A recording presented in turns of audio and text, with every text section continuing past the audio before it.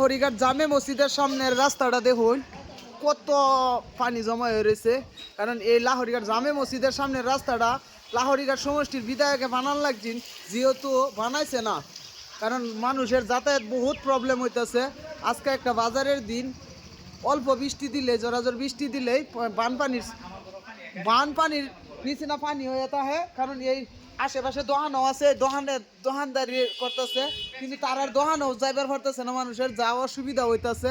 কারণ লাহরিঘাট সমষ্টির বিধায়করে কইতাছি, অনুরোধ করে কইতাছি, মসজিদের সামনের যে রাস্তাটা আছে এই রাস্তাটা আপনি তথাৎ ব্যবস্থা করে বানায় দিন।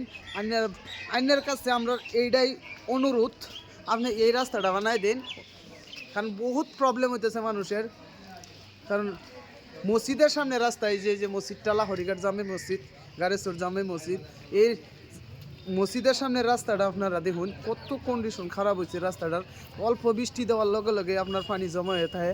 কারণ এই মসজিদের সামনের রাস্তাটা বিশেষ করে এটা রাস্তাটা ভালো থাকুন লাগছে, মানুষের যাতায়াত বহুত প্রবলেম হইতেছে, বহুত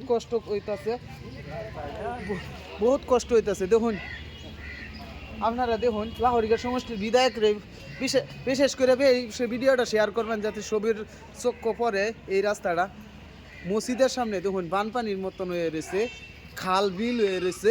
কারণ এই রাস্তাটা ছবি যাতে সহায় করে, এই রাস্তাটা বানাবার লেগে কমেন্টও জানান বিধায়কে যাতে এই রাস্তাটা বানায় দেয়। কারণ হারি চান্দা তুললা অতদিনে অতটুকু করছে, হারি চান্দা তুললা।